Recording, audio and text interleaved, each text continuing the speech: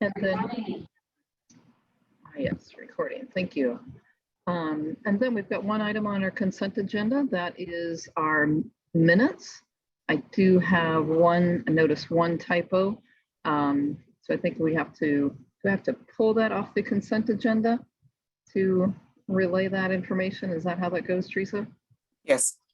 All right, so I'm going to pull that off consent agenda, and my review of the minutes show my name in that first or second line needs to be M-E-I-S-T-E-R, just a typo there. It says Mr., but I am Meister. Thank you, Barbara. Thanks, I got that. You bet. I didn't notice anything else, but were there any other corrections or additions to our minutes of last meeting? I'll make a motion to approve the minutes with that change. Okay, Kevin Dayton moves to approve the minutes. Do I have a second? Kayla will second This it. will be a second. I think Kayla spoke half a second earlier than Norm, so Kayla Bumbo will be seconding the motion. Any further discussion, additions or corrections? If not, then would you all please indicate by either saying aye on voice or putting up your thumbs up in the reaction? Aye. Aye. Aye. Aye. All right, and motion carries. Thank you all.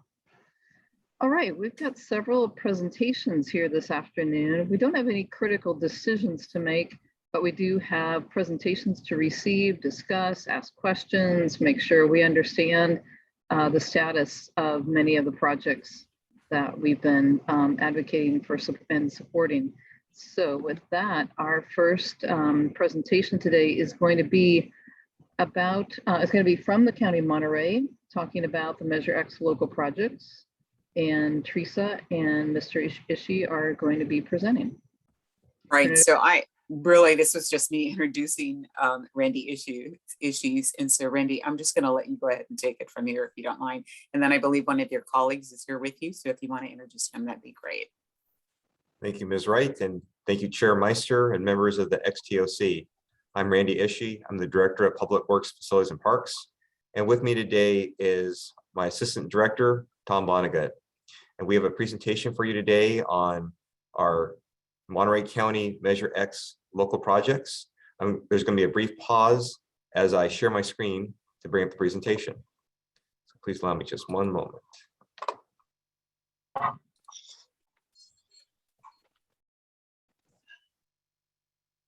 As I mentioned, this is our local projects update, primarily for this ending reporting period of fiscal year 21, which was our most recent annual audit.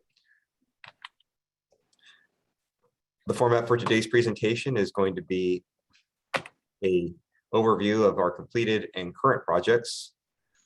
We'll then talk about our planned projects, i.e. what comes next, and then we'll end with questions or comments.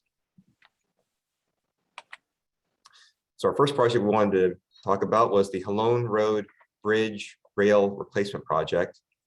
And this project was a unique project in that it was grant funded through the FHWA, Federal Highway Administration's Highway Bridge Program. But in order to actuate it, there's a local match requirement. So we used our Measure X dollars as a local match to leverage against the greater package of the grant funding. And in doing so, we were able to do this project down on Halone Road. What we did is we replaced all the guard railing out there and brought them up to the current state standards. As you can see from the picture on the lower left, that was the before picture, old wooden guard railing, something of times past. And so now with the grant funding, we were able to upgrade to the, as I said, the current state standards. And construction was completed in December 2020 on this project.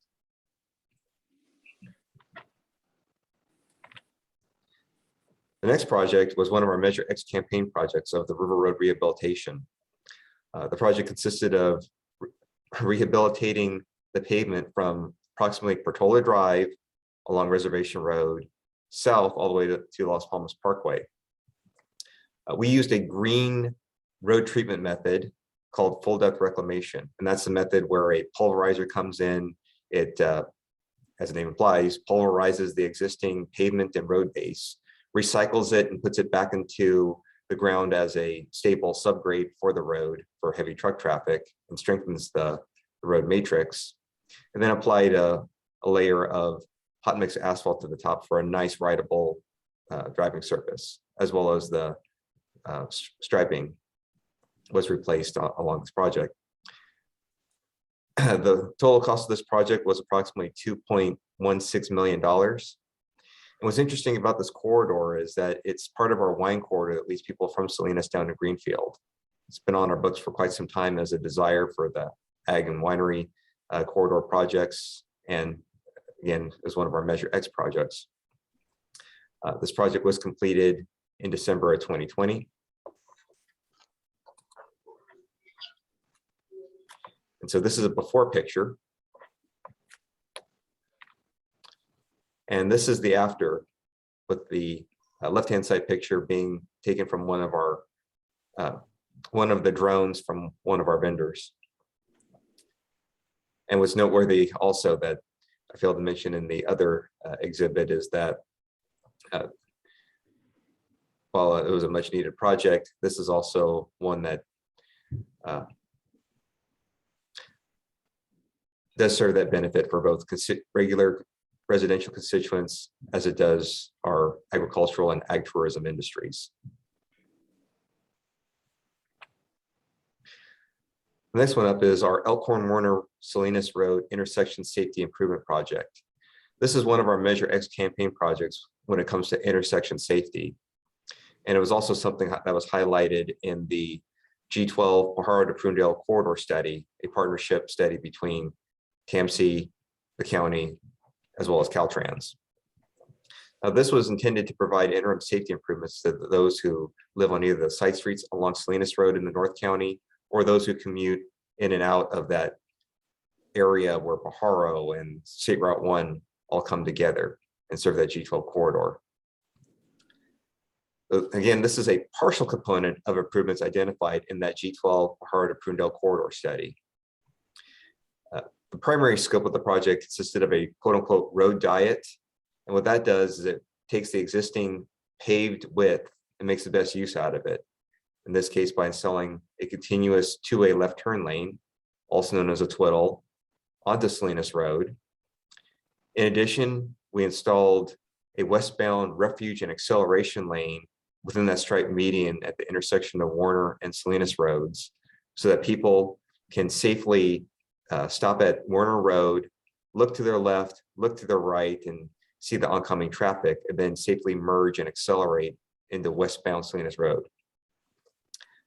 Costs of this project was approximately $264,000 and was funded by our Measure X dollars.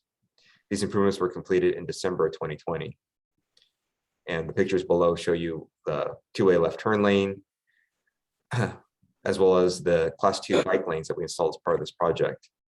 And also noteworthy is that in addition to installing the type 2, the Class 2 bike lanes, we also installed a safety buffer in between the vehicular traffic as well as the bike traffic along portions of Salinas Road.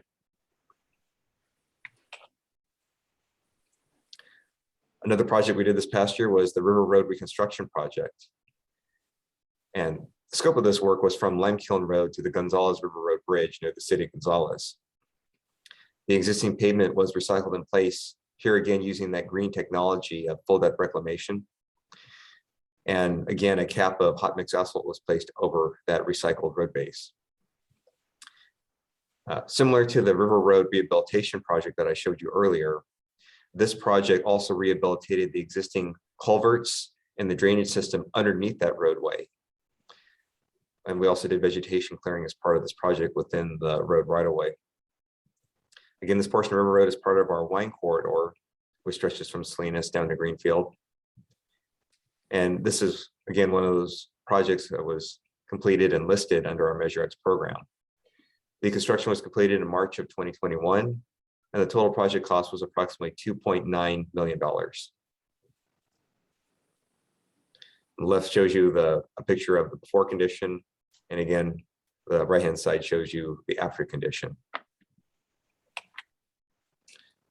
Another Measure X campaign project we performed was our community street repairs throughout various communities. In this case, we started with the community of Castroville along a street called Cooper Street. What we did was we resurfaced the road from approximately State Route 183, also known as Merritt Street, out to Blevins Way. And this is nearby the middle school in Monterey County, up in the community of Castroville. In addition, we reconstructed the sidewalks and constructed ADA curb returns. This project costs approximately $1 million, funded by primarily Measure X. Our contractor was Tiger Construction, and the construction was completed in, as I said, in May of 2021. In similar format as previous slides, on the left-hand side, we have how it looked pre-construction, or in this case, during the early construction phases. Notice the multiple potholes and other defects that existed on that roadway. And on the right-hand side, we have the project near its completion. This project is another one that we use Measure X funds to leverage as our local match against a greater grant that required a local match component. This is called our countywide signage and striping audit. And in previous years, and as mentioned when we presented to your committee a couple of years ago, we were undertaking a roadway safety signage and striping audit funded by the Highway Safety Improvement Program grant, or HSIP.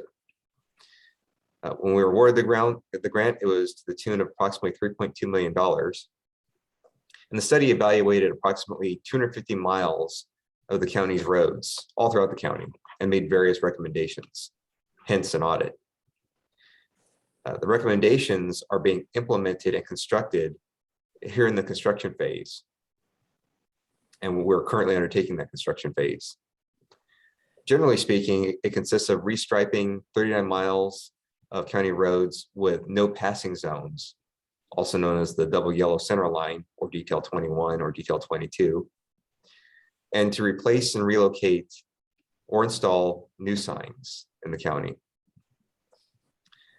These signs and the striping are meant to conform to our current state standards, as well as the California Manual of Uniform Traffic Control Devices. Our estimated completion at this point is for spring of 2022. And the picture at the bottom shows one of the examples of the sign and striping crew doing a striping application along Echo Valley Road.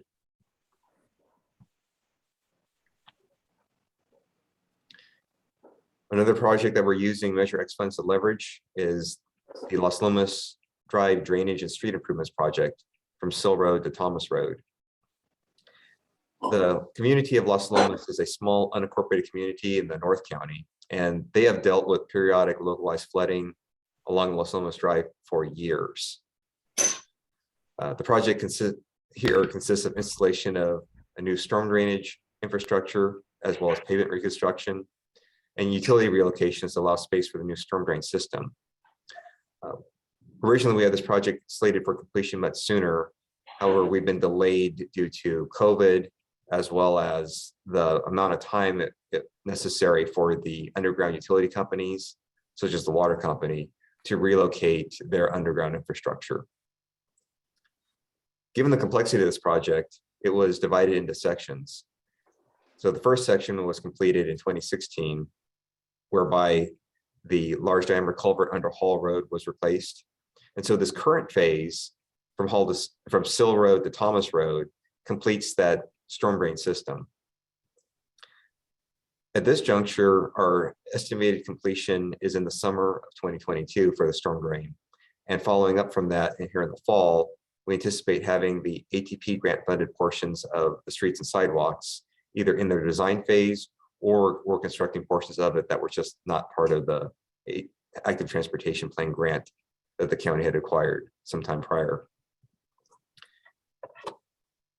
The storm drain component is approximately $5.4 million, and the street and sidewalk components is approximately $4.2 million.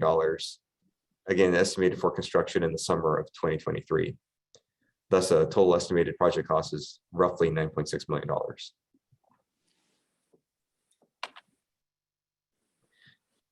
These pictures show you some of the construction activity during construction. And again, we plan on having the storm drain portion completed here in the summer of 2022. This next project is another example of one where we, in our opinion, believe that it could not have been possible to complete it on its timeline had it not been for Measure X acting as our local match to a greater grant. This Nacimiento Lake Drive Bridge Replacement Project is one that we're currently in construction. And for those who've not been out there before, there currently exists and has existed in the past a one-lane steel truss bridge. We're replacing that one-lane bridge with a two-lane modern-day concrete bridge. As I mentioned, this project is funded primarily with the Federal Highway Administration's Highway Bridge Program grant. And the total estimated project cost is roughly $11 million. This bridge qualified for the HBP grant through it being a seismically deficient bridge, as well as being a one-lane bridge. So we're bringing it up to date to Caltrans seismic standards through this replacement. The functional use of this new bridge, it will be sometime around 2022 in the fall, and the demolition of the old bridge will be complete in the spring of 2023.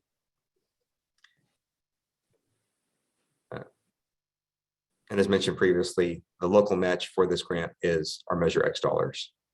So on the left-hand side, you see the existing bridge, and the right-hand side shows the bridge currently under construction.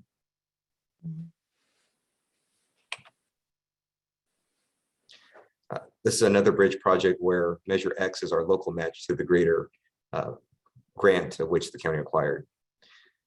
And this is the Bradley Road Bridge Scour Repair Project. And the scope of work is to remediate the existing scour damage at the bridge piers of the Bradley Road Bridge. Currently, we're in the project approval and environmental documentation phase, i.e. the PA and ED phase. And we're going to go out to bid for the construction work here very soon. The total estimated cost of this project is roughly $3.8 million, funded here again by the FHWA's Highway Bridge Program grant, and we're using Measure X as our local match. Our construction is tentatively scheduled for the summer of 2022, with targeted completion for the fall of 2022.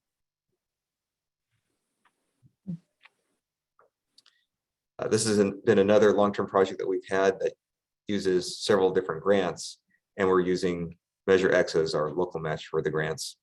This is the Monterey Bay Sanctuary Scenic Trail Bridge and Bike and Pedestrian Project. The scope of work is to construct a Class 1 bicycle and pedestrian path along State Route 1 from Moss Landing Road to Moss Landing Harbor, again in the North County.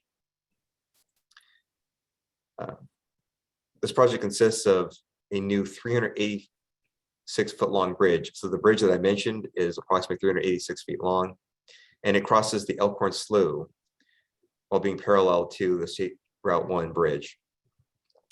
We're still in the permitting phase of this project, and there's some additional investigation work that we're required to do for the North Harbor abutment. At this juncture, construction is anticipated to begin in the summer of 2023, and currently the total estimated project cost is roughly $14.8 million. This is another longstanding bridge project that we've had. This is the Gonzales River Road Bridge Superstructure and Replacement Project. This project proposes to replace the current Gonzales River Road Bridge that spans the Salinas River. The existing bridge is a multi-span bridge that is approximately 1,660 feet long and 20 feet wide. We are proposing to take that bridge and make it now 44 feet wide. That way there's an additional amount of space for two-way traffic to pass one another. The last two spans of the westerly side of this bridge need to be replaced to accommodate the 100-year flood flows. And the bridge approaches need to be realigned and widened to match this new bridge that we're proposing. The project is primarily here again funded through a grant, in this case from FHWA through their Highway Bridge program. And Measure X is our local match. So here again, this is another example of us using Measure X dollars to leverage against the greater grant as required by the grant. We're currently in the preliminary engineering and the environmental document phase for this project. At this juncture, it's estimated to cost $16 million, and the target for construction is in 2026. And this is another one of our Measure X campaign projects, as well as an important safety project. We've been working on the G12 Pajaro to Prunedale corridor projects, and in this case, project segment number 1. The numbering system for these different road segments starts off at US 101 as the datum and works westerly along the G12 corridor out to the community of Pajaro and the Pajaro River. So using our Measure X dollars, the county applied for and we successfully won 2 Highway Safety Improvement Program grants this last year. One of the project sites is this project segment number 1. And the scope of which we were awarded is for the construction of a new roundabout at the intersection of San Miguel Canyon and Castro Boulevard in the community of Prunedale. And as we noted, the Measure X campaign did call for some level of intersection safety improvement at San Miguel Canyon and Castroville. So this is an example following through with one of those, as well as it being identified in our G12 Pajaro to Prunedale corridor study. Currently, this project is in the very early preliminary engineering phase. But at the end of the day, this project is estimated to cost in total approximately $2.2 million. And at this juncture, we anticipate starting the design in summer of 2022.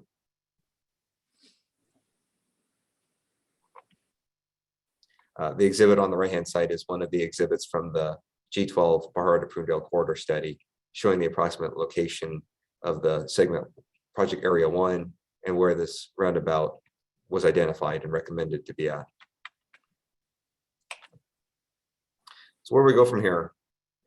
Well, the county has other planned projects, and this is a bullet point listing of just some of those.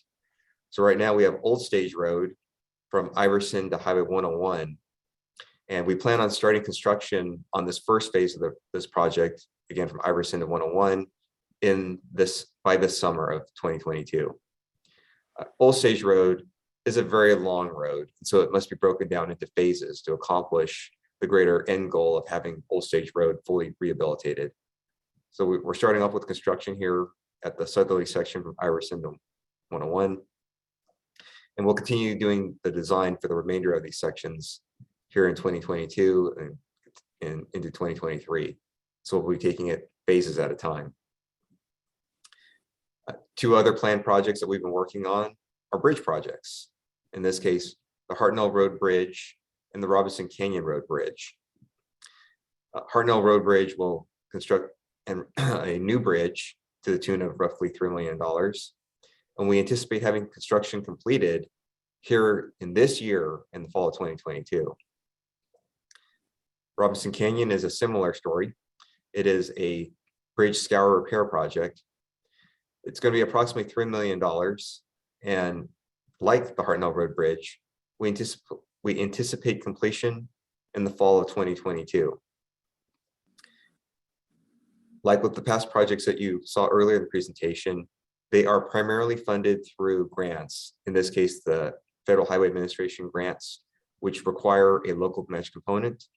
And thus the county is using its Measure X dollars as that local match to fulfill that requirement. We have some 2017 winter storm projects that we're recovering from. They are funded through the federal FEMA, through the FEMA grants.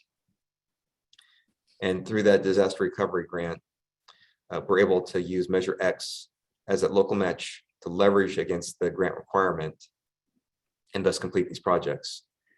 Toro Road and Viejo Road out in the Carmel area experienced horrible damages during the 2017 winter storms. So coupled up with the FEMA grant, our Measure X dollars will be repairing those damaged roadways.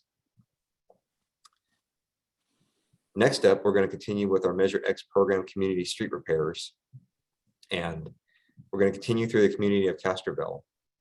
Here in the summer of 2022, we'll be doing road resurfacings and road repairs along Crane Street, Preston, Spiegel, McDougal, Palmer, and Guile Streets, encompassing that more municipal services area of the community of Castroville, where it encompasses the library, the North County Fire District Station, the North County Park District Office, the Church of Our Lady of Refuge Church area.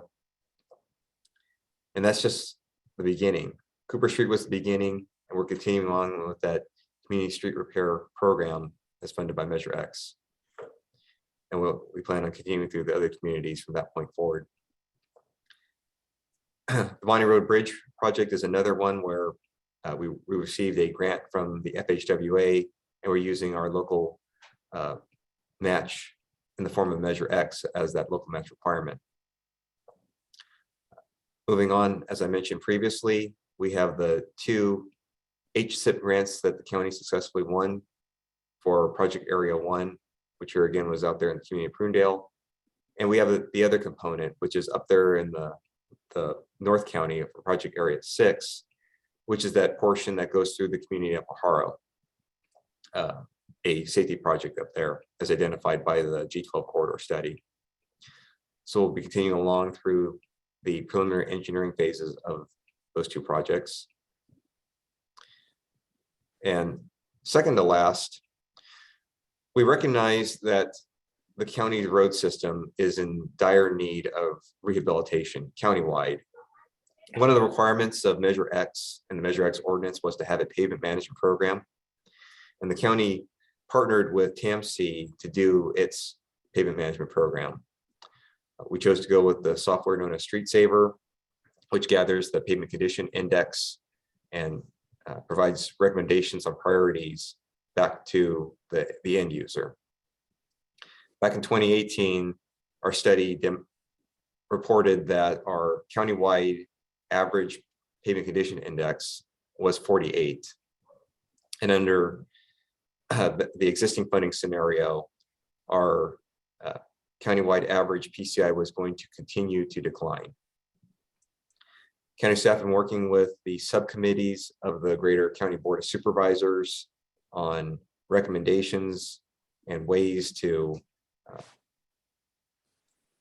fund greater road improvements. And through the course of going through our subcommittees and working with our financial advisors, as well as other departments within the county, county staff acting under a board referral from the Board of Supervisors came back and presented some financing scenarios using our existing debt service eligible funding sources.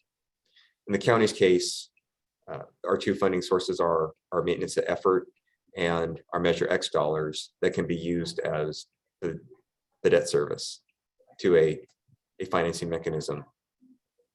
Our conclusion from our financial advisors is that we can either go down the route of revenue bonds or certificates of participation.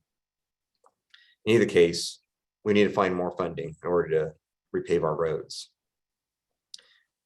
At our February 8th Board of Supervisors meeting here in 2022, staff brought these findings to our board, and the board gave direction to start off with a smaller pilot program of bonding funded with enough capacity to cover what staff recommended were the communities. And these are those unincorporated communities of San Ardo, Bradley, Spreckles, Aromas, as well as county service areas or CSAs.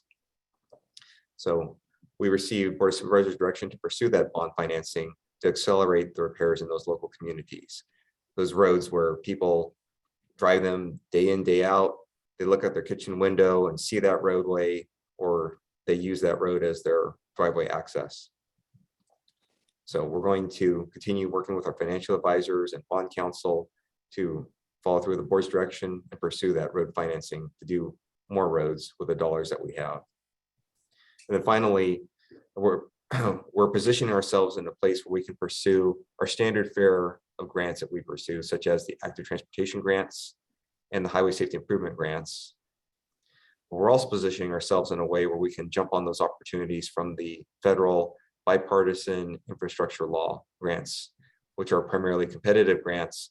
We're lining ourselves up to try to jump on those and hopefully win some of those grants so we can do greater road repairs with these grant dollars with the existing funding the county has.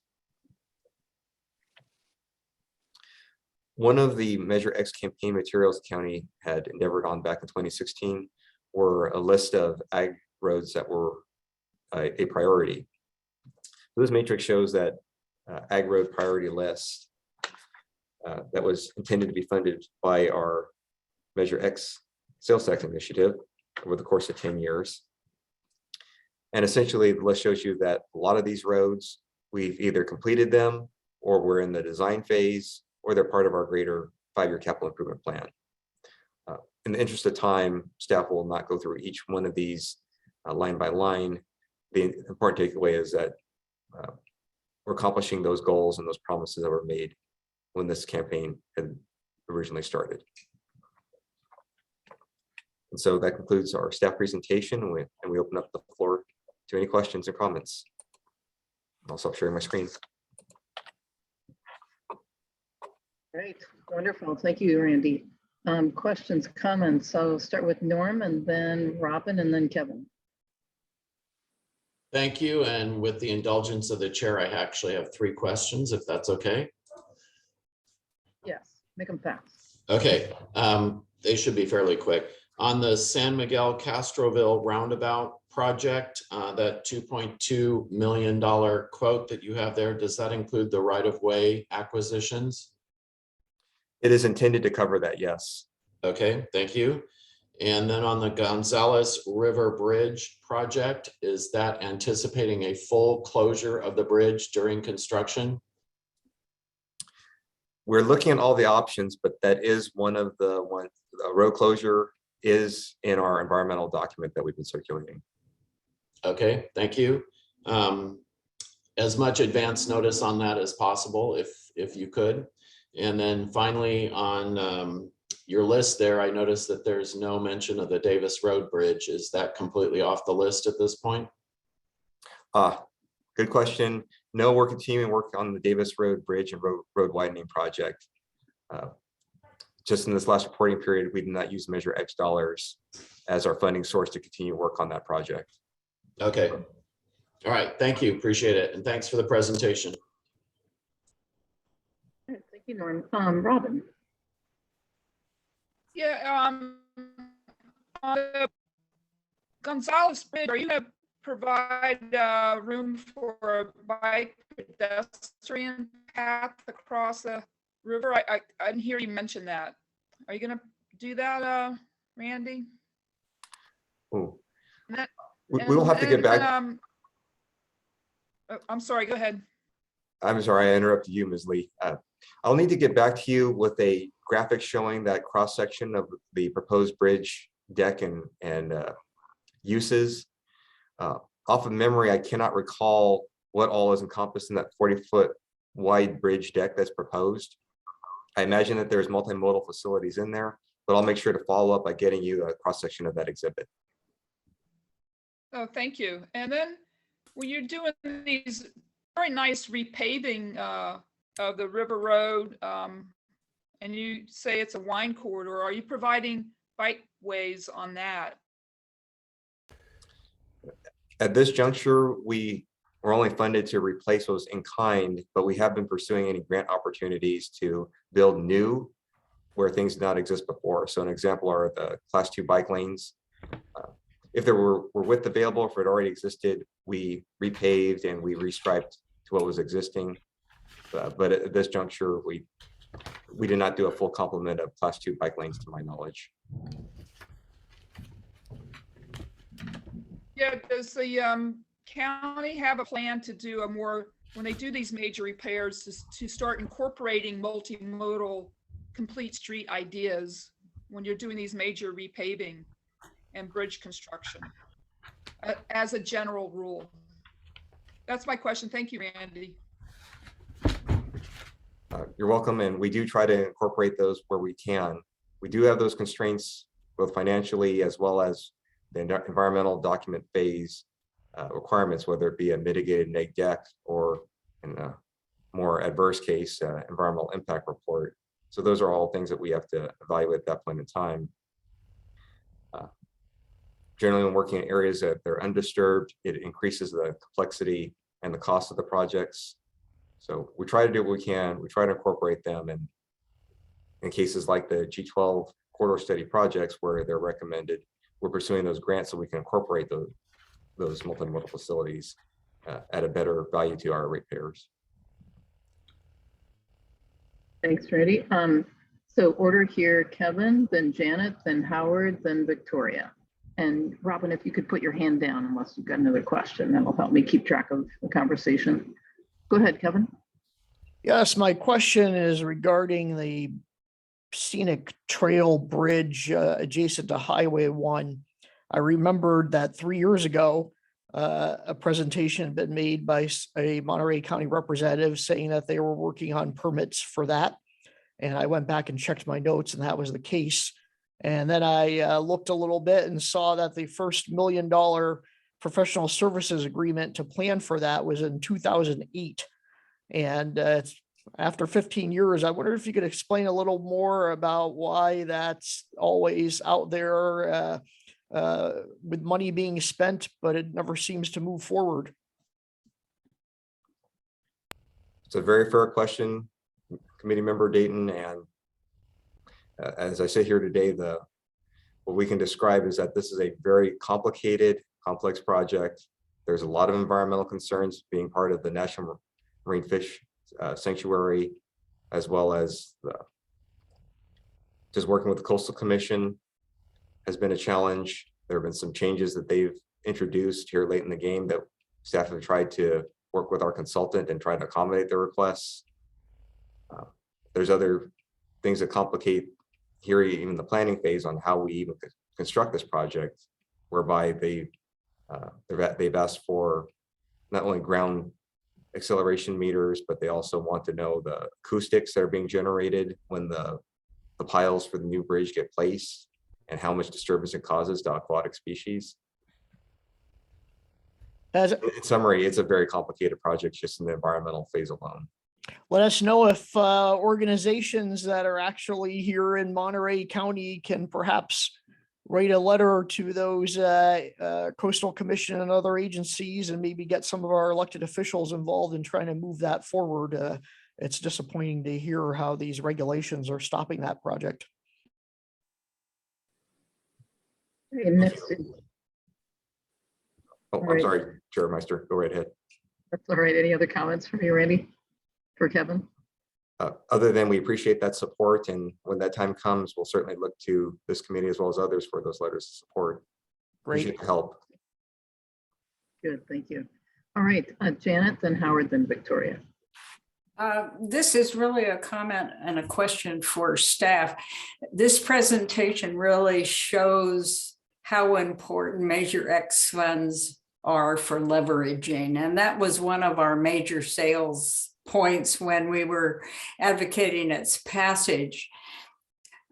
Maybe staff has already thought of this, but at some point it would be informative to the public to know how many millions of dollars we have been able to leverage with Measure X funds. I just thought this presentation really demonstrated the leverage power, and we may want to look at all the projects that we're leveraging. Howard. Uh, Thank you, Mr. Ishii. This is very, very interesting. Two observations or two questions that I have for you. One is, can you tell us how many roundabout projects are maybe in construction right now and how many are planned throughout the county? And secondly, you mentioned at least two different, maybe three different surfacing processes that you're using now or we're using now on our roads where we actually reuse materials that are there and scrape them up, redo them, and recover them. Could you tell us a little bit about the cost benefits of that and why you use some one time something else different the other way, and what the costs are compared with what they were in the past for that process? Certainly. So, for the first part of the question regarding the number of roundabouts that the county currently has, either in construction or in some phase of design, we currently have two of them. The first one being the San Miguel Canyon Castro Boulevard, which we have won that HSIP grant for and use Measure X as our leverage. Again, in the preliminary engineering phase. The other project that is closer through that process is at Carmel Valley Road and Laureles Grade. The Carmel Valley Road Advisory Committee, which is a separate committee in the county, had advised and encouraged the use of their traffic impact fees they've gathered over time to fund the design phase, the environmental phase, and ultimately, when we get there, the construction phase of that project. We're finishing up the environmental document phase of that Carmel Valley Road Laureles Grade roundabout project. So very soon, as we go through our community and town hall meetings, we'll get to a point where we can request that the Board of Supervisors give permission to go out to bid and call for bids. We're probably looking somewhere around either the end of this calendar year or beginning of next to get to that point, or it could be sooner. That's just our current trajectory at this point. In regards to your second question regarding the different road treatment methods and the cost benefits and why things were selected, there's several factors that we look at when we do our road projects. Our first is our initial screening, which came from our Street Saver software, AKA that pavement management program. And there's different tiers of both quality of road as well as eligible or recommended road treatment method. When you have roads that are in the newer, less defect concentrated phase, where it's in that 70 to 100 range, our typical approach would be to use some type of less rigorous repair method. Oftentimes it takes the form of chip seal or slurry seal or a cape seal, something of that nature. And then as you get lower on that PCI range, you start needing to look at the more rigorous and more expensive methods to rebuild that roadway. So when we get into that, roughly speaking, 60 down to 40 range, the most likely method to repair it is to do a new 3-inch thick hot mix asphalt overlay, or sometimes to mill out the existing road and put in a new, again, 3-inch hot mix asphalt paved layer on top of that. And then we get below that 40 range, we start needing to really look at the combination of the existing soils that exist underneath that roadway, the amount of defects that are on that roadway, and then the amount of truck traffic that road sees. There's two things that affect the road's life. One is just weathering and age itself. The other side of the coin being the fatigue or the amount of heavy stress that that road sees. So the more heavy trucks that a road sees, which are the county's arterials and the county's collectors roads, like River Road, like Old Stage Road, then that the weight on those from the tires, from those axles, are causing increased fatigue on that road and wear it down that much faster. These road reconstruction methods that we did on River Road, for example, and Gloria Iverson Johnson Canyon, those intentionally make the best use of what already exists, and they recycle that existing roadway and mix it in with some cement. So now you're strengthening that road, the heavy truck traffic that much more, and then complement it with that hot mix asphalt layer on the top for rideability and good surface for cars to use.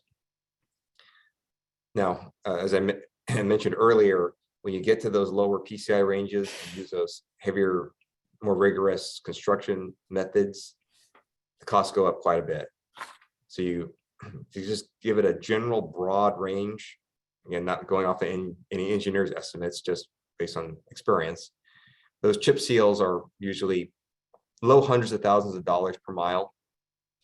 When you go to the full depth reclamation, you're starting to look at the range of $1.5 to $2 million a mile. Again, just based on for our last bids and our experience. So that becomes some of that driving factor.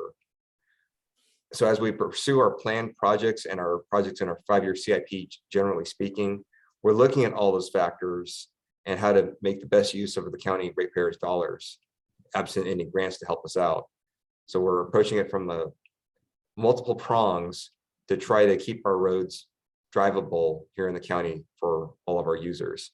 So we look at what roads can be chip sealed or use some type of resurfacing method, which ones are we going to do that given year that can be successfully performed by just repaving, and then the others that require that more rigorous approach of the full depth reclamation or other reconstruction technique.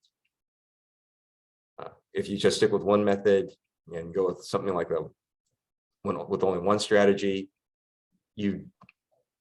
it is not likely one will get very far very quickly. So we have to be nimble, we have to be strategic and flexible with how we use those dollars. Does that answer the questions? Yes, thank you very much. Very good. Right, I think our last one for you, Randy, is from Victoria. Okay, Randall, hi. Thank you for that very thorough presentation. I had two categories of comments or questions. One is kind of on information, the provision of information.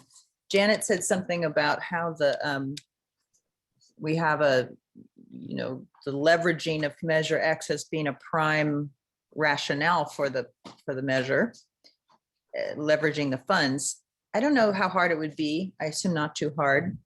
This is just a blanket comment. It really isn't. I'm surprised I didn't mention it earlier, like in other years, because it doesn't apply to this presentation specifically, but it would be very interesting to me to know when you see a price, this project was $6 million, it leveraged Measure X funds. So what part of that, what percentage of it was Measure X funds and what percentage of it was other? I don't think I need to know probably all the details of the other, but it just, I think getting in the habit of thinking, oh, it's usually 5%, oh, it's usually 50%, and just having that as part of our understanding of how Measure X as representatives of the Measure X sort of watch team, I think would be very useful. Similarly, I think these are sort of easy ones, but on the Prunedale roundabout example, there was a nice little zoom in to the location where it is. I know some of us are probably much more familiar with certain parts of the county and others other parts, but it would be nice to sort of just see a line on a map or a dot on a map, maybe on each of these slides, just to know, sort of help us familiarize with just where the work's getting done. So those are quick and easy ones, maybe. I don't want to presume anything, but in terms of communicating another set of information, I'm kind of curious also, this goes to Robin's comments, which I really appreciated, about how much and how often multimodal considerations are getting put into these projects. It would be nice to have a little analysis. And again, it can just be a comment or a checkbox or a rating or something that basically says, this included multimodal, or this included bikes but not ped, or ped but not bikes. And similarly, and I would open that to whoever has any kinds of thoughts about the type of projects. Like, that's a special concern of mine as the bike advocate, and all sounds like Robin. I also have not a concern, but an interest in trying to digest the costs of the projects. I thought what you just said, Randall, to explain, what happens when roadbeds degrade and how that changes the cost profile of a per linear mile of a reconstruction or repair is very interesting. For you folks at Tamsi, it must be just like second nature to be able to put that into context easily. But for me, I'm just, as a lay person, I'd be curious, like, so a bike path that's, well, it's a bike bridge, I guess, it's 300, almost 400 linear feet is about $40,000 according to my iPhone calculator per linear foot. Okay, I just was kind of curious about that. Is that normal? Is that with environmental stuff? How does it compare maybe with California bike path construction in general? There may be, I don't want to give you guys extra work or anything. I'm just thinking if this is the sort of statistic or knowledge you already have, or it would be nice to see it just so that we can digest it better. I don't know what to make of a price tag that just is a flat number attached to a project. So those are just thoughts about information sharing. They're not specific to this very informative presentation, just a thought I had overall about communicating with lay people on these things.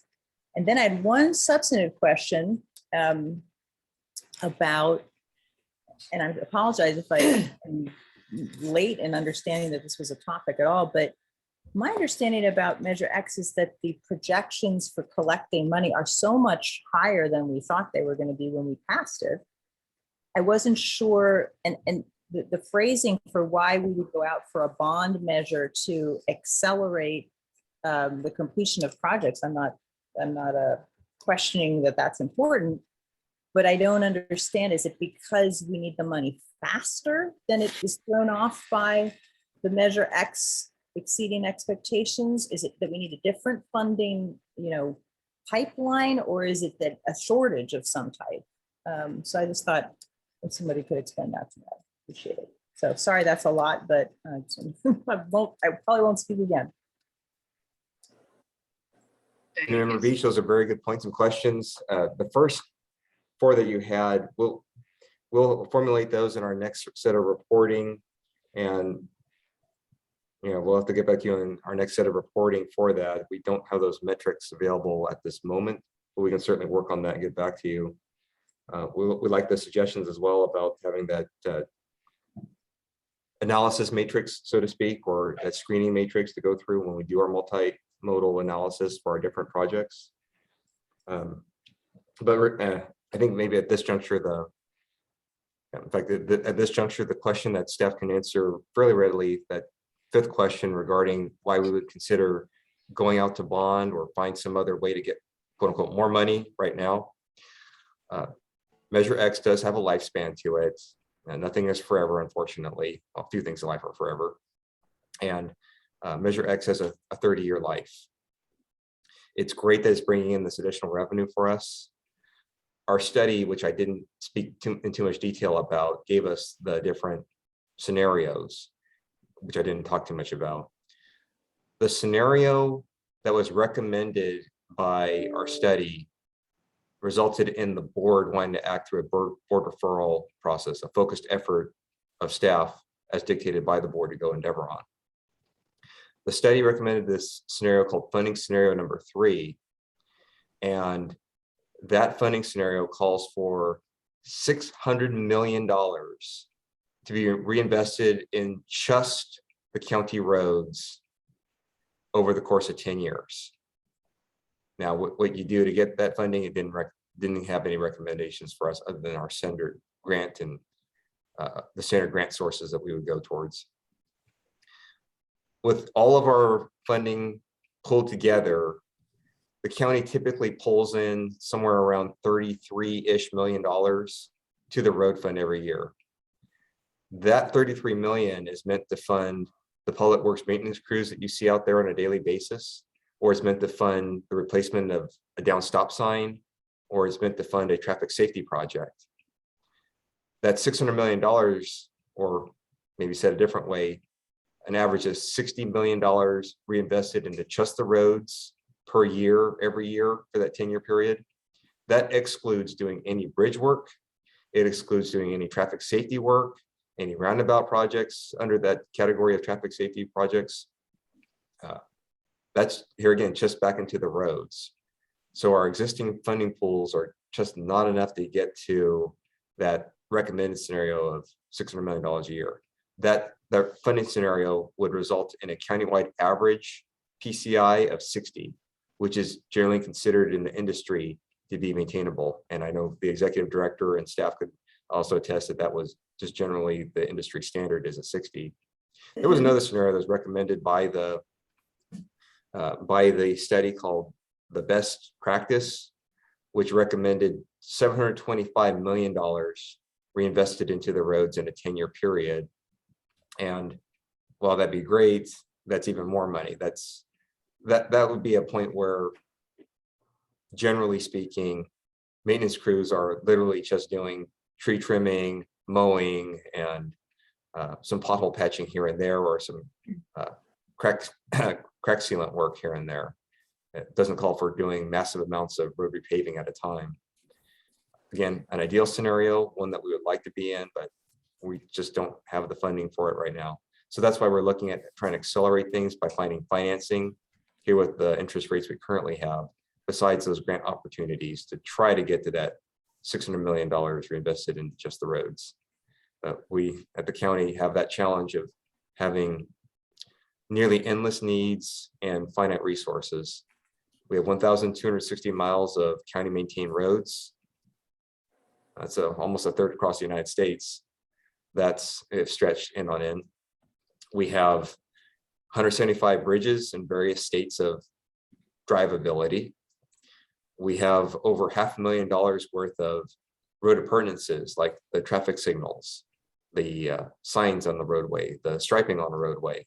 And those are ones that constantly have to be refreshed, even on a quicker schedule than a road repaving.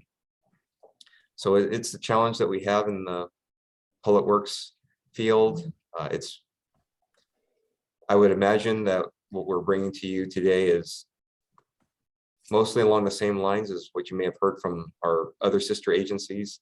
And it's a challenge across the entire nation. So our hopes are that the bipartisan infrastructure law helps us jumpstart our program and give us a little bit more to get closer to where we want to be.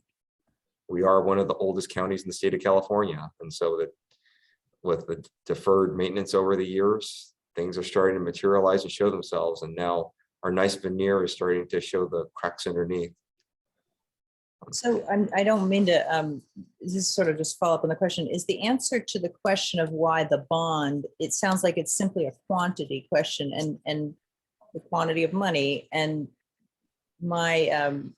because we have spent a certain amount of time, even in this meeting, talking about the leveraging of a self-taxed county in terms of being able to get other funding, is that something that's in danger if you switch the funding source, or if you move, you said it expires and that's what you're thinking ahead toward? I mean, my question is not, do we need money really? Although that was part of it. It's do we need to go to a bond? Is there a reason to leave a successful measure or not repeat the measure, or are we going to lose something? We're going to lose the leverage, or is a bond equivalent in terms of leveraging grant sources?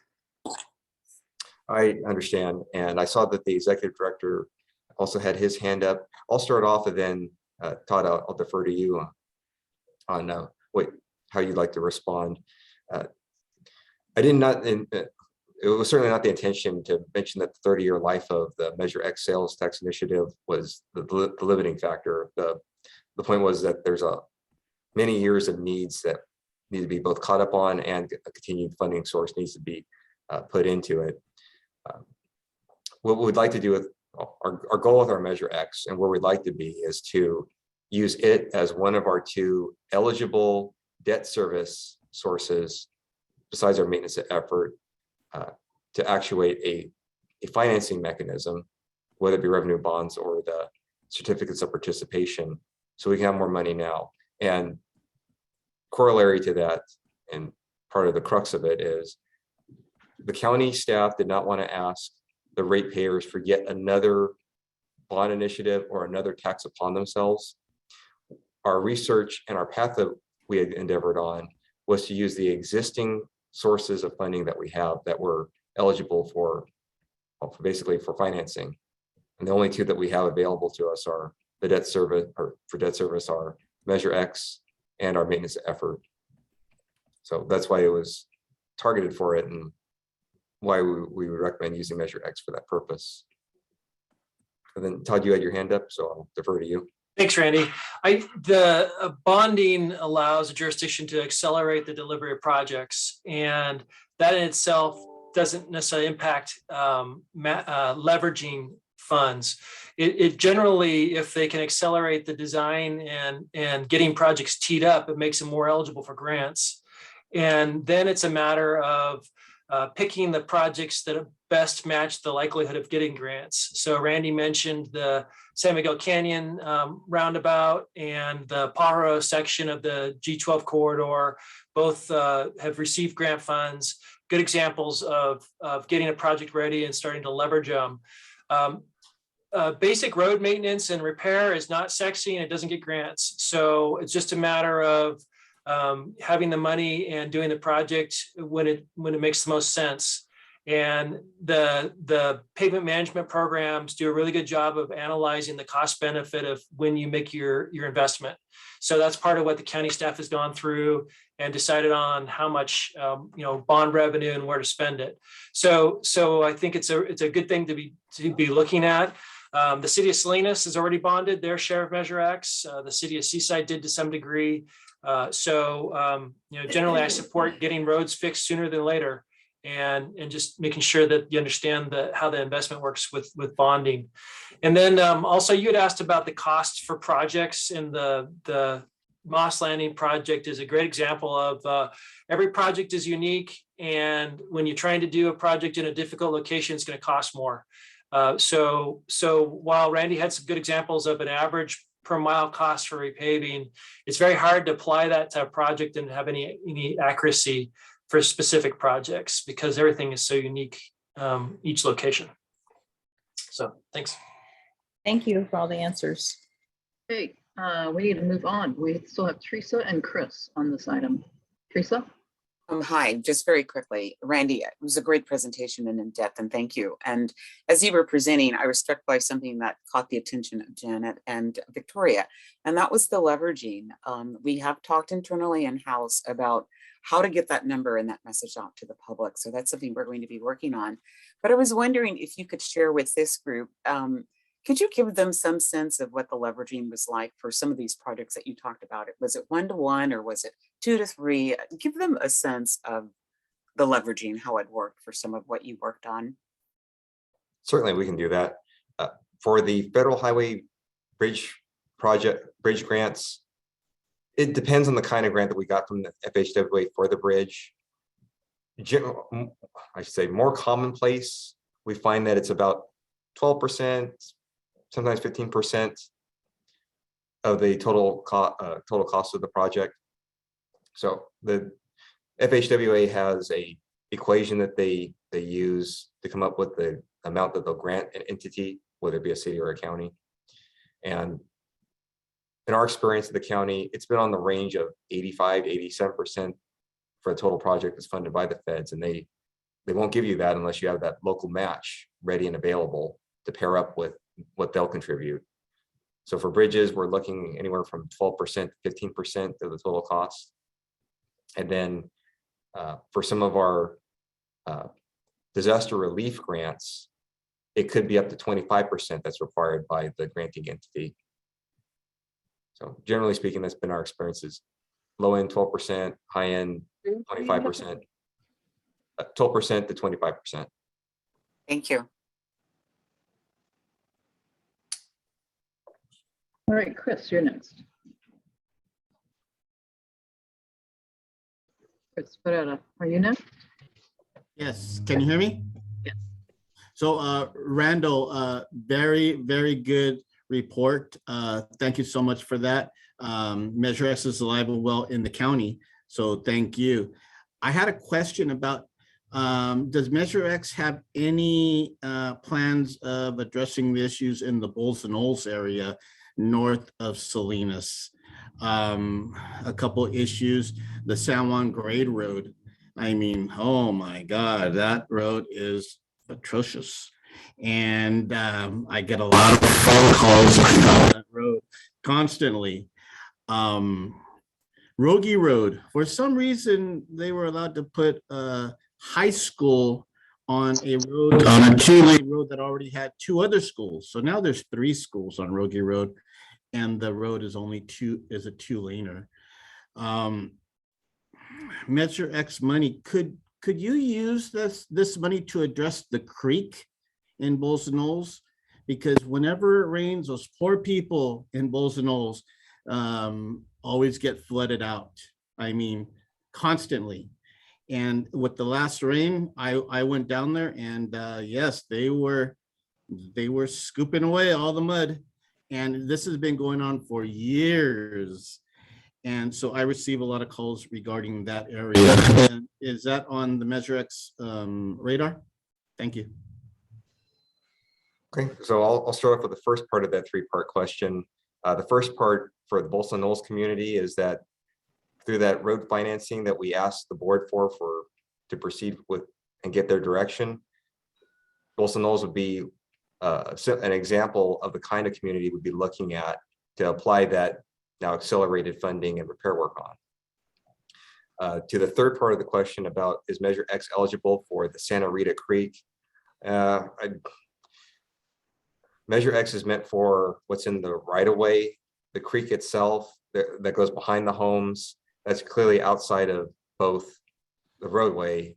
And I remember when this issue came up just this past December, our county surveyor and other staff were going through property records to see who has ownership of that creek. And just offhand, we did not see anything that immediately identified the county, much less County Public Works, as the owner or the maintainer of those parts of Santa Rita Creek. That's still something that we're trying to work through with other partner agencies on, is the whole issue of flooding in Santa Rita Creek. We know that's happened before, like in 2014, 2017, years prior to those floods, there was flooding. So it is an issue. It's something that our stormwater staff are very well aware of. But at this juncture, since it's outside the roadway, Santa Rita Creek is not an eligible use of Measure X funds. And then to the second point about the Rogie Road and it getting 3 different schools on it and the traffic all at once, we can't speak to what happened in the past. The school districts are their own entity and they have their own CEQA lead agency approvals that they do. It's very unfortunate the schools happen to have the concentration of traffic all at once and cause the issues along the roads out there. We have been talking to the city of Salinas and the school district about these traffic issues. We know that because the high school start times need to change now, we're hopeful that the traffic demand management and the change in when those motorists come will, i.e. the high school students who are eligible to drive, have staggered their time later than your standard commuter. That's an avenue of a countermeasure where traffic conditions could be lessened by that impact. So when you say about San Juan Grade Road, it's an example of an accelerated program. What does that mean, really? That maybe it might be on the radar, or it might be repaired, or. That means that for a road like San Juan Grade Road that goes through the community of Bulls and Knolls, that's an example of a community that we're going to slate for financing so that we can do that road repaving work much sooner. Okay, all right, thank you. Robin, are you raising your hand again?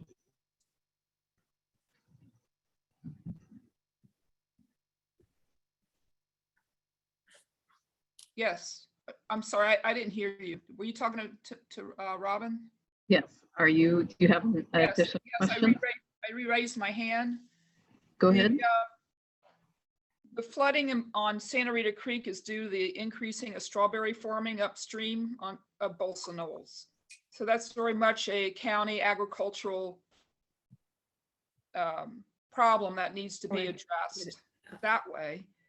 And then on Rogie Road, does anybody have any idea maybe you do, Randy, when the future growth area in Santa Rita and Salinas will be built.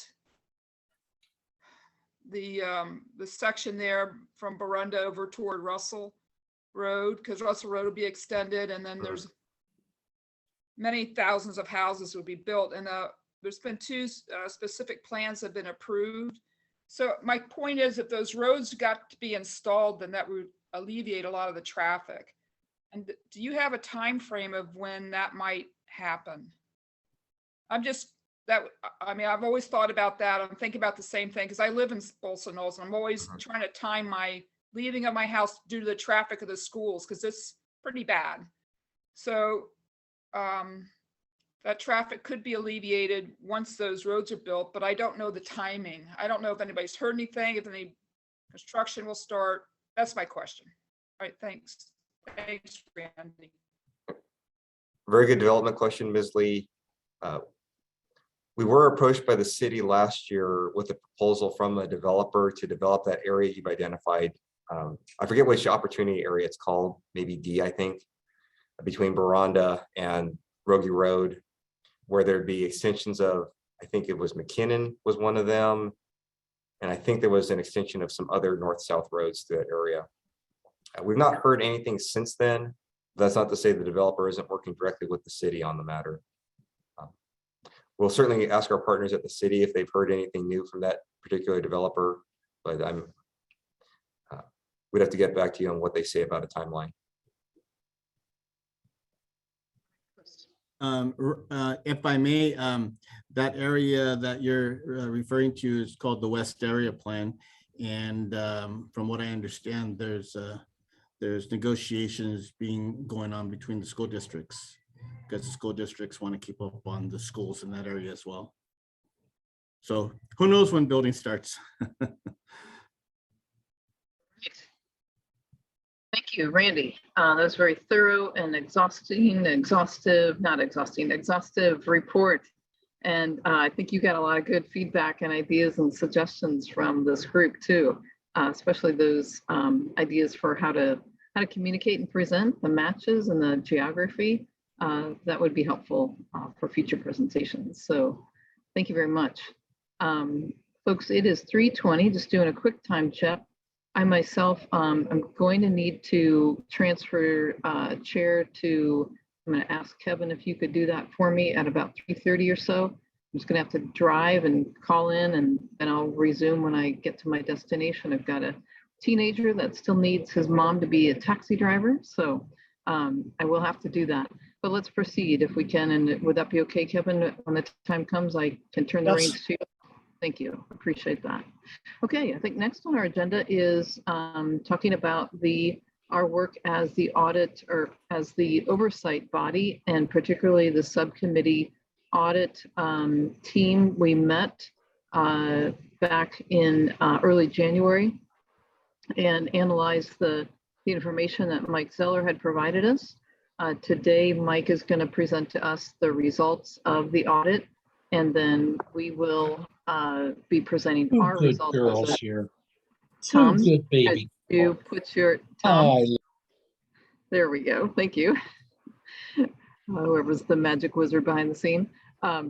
Anyway, by April, our next meeting, we'll be able to present to you our subcommittee's audit report. But for now, Mike is going to give us the results of the Measure X audit reports from each of the jurisdictions. Take it away, Mike. Yes, thank you, Chairmeister, for that introduction. I'm Mike Zeller, I'm the TMC's Director of Programming and Project Delivery. Just providing an update today on the results of the fiscal year 2021 Measure X reports that we received from the local jurisdictions. Before I get into the meat of the presentation, we've heard quite a bit about all the great work that the county is doing on Measure X projects. Just wanted to highlight a couple others that were funded with Measure X dollars this past fiscal year. The large photo that you see on my left is the Reservation Road project done by the city of Marina. There was a cold in place recycling project where they were able to recycle the pavement on site and reconstruct the roadway. They were able to save about $650,000 with this innovative treatment. And it really improved the stormwater puddling that was occurring on the roadway. They were able to narrow up the lanes a little bit to help slow traffic and make it a safer roadway. And this was also awarded one of TAMC's Transportation Excellence Awards this past year. So a great project from the city of Marina. The other photo that I have up here is this is Patterson Road in King City. So this is just showing the work that they were doing on their street pavement rehabilitation program. This was a grinding and repaving of Patterson Road. So great job from King City. And what we have here, this is a compliance chart. This was included in the staff reports for this item. Also in the staff report, I should mention, there is a link to all of the annual reports that we received from the jurisdictions that are posted on our website. So you can go review all of the annual reports individually and see all of the projects that were completed and the ones that are proposed over the next 5 years.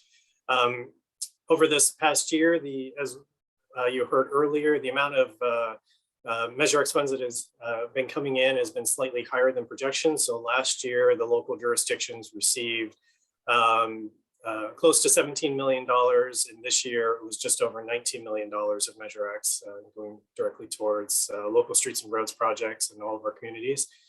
As you can see on the chart, we largely had great compliance from the jurisdictions. There was a couple of issues that we have notified the jurisdictions that are standing out here about. The first one that you can see on here is Carmel by the Sea not meeting their maintenance of effort requirement.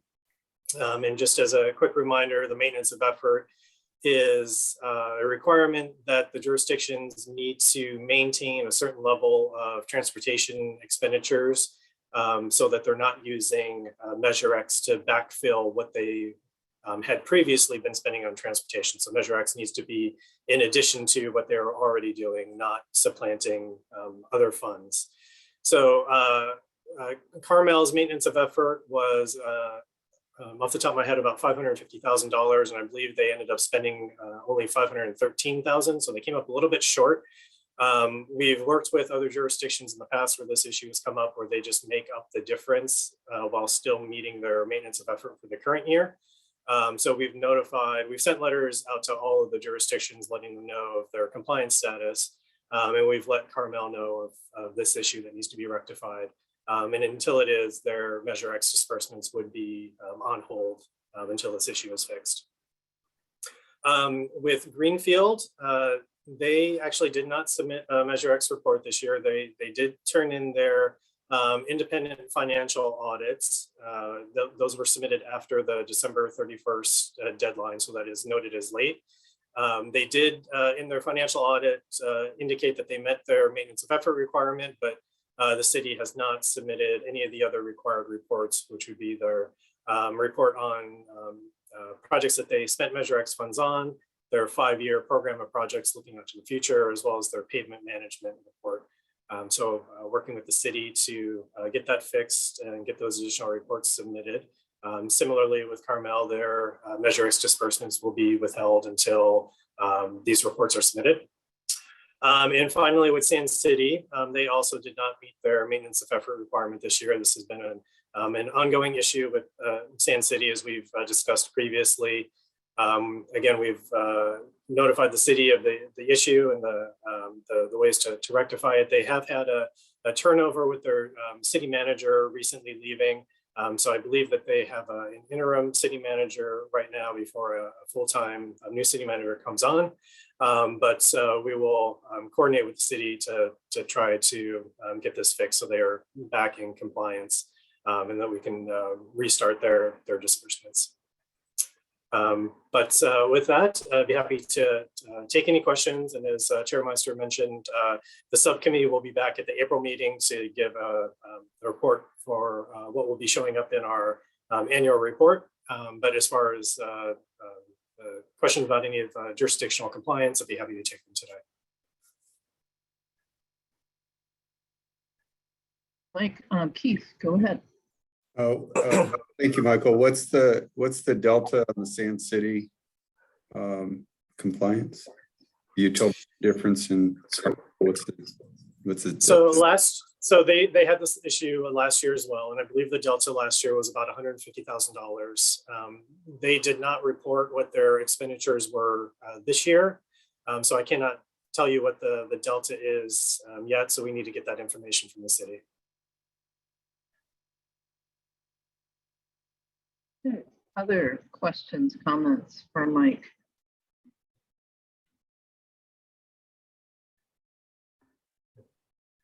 All right.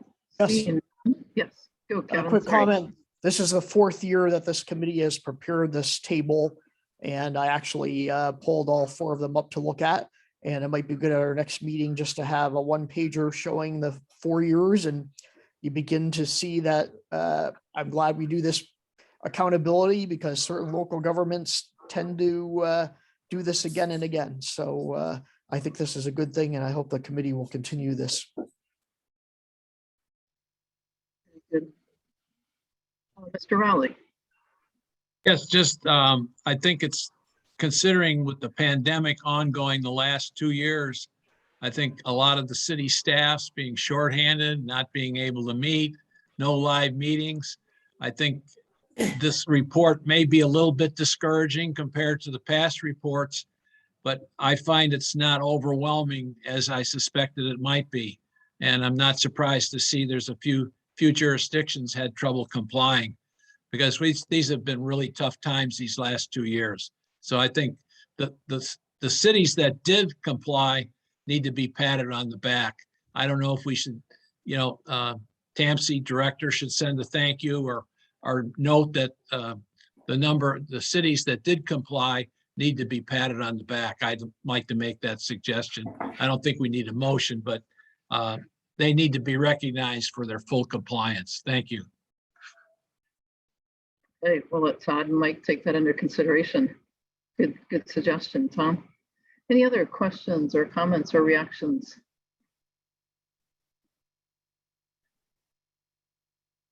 All right, seeing none, then we will move on to the next item. The next report is about our regional projects. The first project from Randy was all about the county projects. Now this report from TAMZ staff is going to be about those regional projects. There's 4 of them, I believe. So take it away, sorry, I cannot pronounce your name or even guess what your first name is again without looking at my agenda. So please introduce yourself, because I think you're kind of a new face to us as well. Certainly. Can you hear me and Yes. see the slideshow? Yes. Okay. So I am Doug Bilsey. And Doug, just put it on slideshow presentation mode. There we go. How is that? Not seeing it yet on my end. There you go. Yes, take it away. Good? Kevin, Okay. I'm going to let you chair from this point forward in the meeting, if that's all right. Got it. Thank you. All right, go ahead, Doug. All right. Thanks. My name's Doug Bilsey, and I'm the principal engineer at TAMC. I'm a retread. I was here about 20 years ago, so a couple of faces look familiar. But I just started about a year ago, and I'll be going over this. So as you know, Measure X spends 60% goes to the regional to the local road and repairs. And thanks to Randy for an awesome presentation. I don't know if I ever want to go after him again. That was outstanding. And then 13% goes for mobility projects, and the remaining goes to regional road safety. So today we're going to be talking about safety projects on our highway, and specifically 4 projects that are funded by Measure X. So here's all the projects on Measure X, but we're just going to look at these 4 right here. And we're going to start with Highway 68. And here's some information that you can see. Maybe it's a little bit what you had asked for previously. You kind of get a lot of information here. But first of all, the lead agency is TAMC or Caltrans on this project. We're going to be starting the environmental soon and the design, and we hope to get it done in the summer of 24, and then design and permitting by 26. And that's all to get it, we call shovel ready. So a lot of this work doesn't seem like anything's getting done, but you need to get that design. You got to get the permitting done before you go out for some grants, or at least it helps you. The total cost of the project is approaching over $225 million. And this kind of, if you look at blue, that's how much money is the future need. And the rest of the pie of the project has been funded, with Measure X being about, if you take a look at it, it's about a quarter of the pie. So we're going to get over $3 for every dollar we spend in Measure X funds. So Highway 68, the key to this is reducing collisions. This is primarily a road project. Vehicle trips are the primary user on this corridor. But there's also other users, and that's the wildlife that goes across 68. So a key part of this project is getting these wildlife corridors links between the Four-Door National Monument and Los Padres National Forest. And that reduces collisions with vehicles and with animals. There's just a lot going on in this corridor. This kind of allocates or illustrates all the things, from schools to medical services on Ryan Ranch, SPCA. Right here is Laguna Seca. One of the things about this project is we're going to put roundabouts at every signalized intersection that's shown here. So you have eight roundabouts. And one of the roundabouts at Laureles Grade is going to be, the fourth leg is going to be a new leg into Laguna Seca. So that will be the main entrance to Laguna Seca, which it's desperately desired to have, because the current entrance just is not a statement for such an incredible facility. So we're going to, part of the project is to make a outstanding entrance statement to the Laguna Seca. The daily traffic's about 25,000, a little over 25,000 daily trips. And, if you put that into terms of, to give it to perspective, that's about the population of Marina. So you have a lot of traffic on this road, and we're going to be putting in the roundabouts. And I think everybody knows, but the roundabouts, you reduce the collisions by eliminating the conflict points. So especially on this road where you have high speeds and rural area, that you eliminate the main causes of fatalities, which are head-on collisions and broadside. So that's the key to having roundabouts. It decreases the greenhouse gases and relieves congestion, because especially in the off-peak, when traffic's light, you'll never have to stop the whole way to 68. You'll slow down, go through the roundabout, and keep going. So that's really a great benefit for GHG and those types of greenhouse gas issues. The also improves access to the airport and MSD yards here too. So it has some really good benefits there, and it reduces emergency response for the fire station here. Our second project is going to be the Castroville 156 interchange. And for this project, the lead agency again is Caltrans. The design is essentially complete. We're just submitting this week 100% design, but it still gets reviewed until it's going out to bid, which we hope that will be going out to bid later on in the summer, and hopefully we can begin the construction by the end of the year. The cost, $55 million, and you'll see no blue here. That means that it's all funded. So we have funded this project, and it's Measure X. You'll just see the little sliver means we have a huge leveraging on this project. So really good use of the funds to get to use for design, and then have the construction come in with federal STIP and developer fees. So this is a pretty good example of the excellent use of Measure X as a matching fund. So here's a picture of it. You're looking at Route 156 going westbound. This is towards the west going up. And we're going to get rid of a traffic signal that's right here and replace it with an interchange that has 2 roundabouts. So there's also a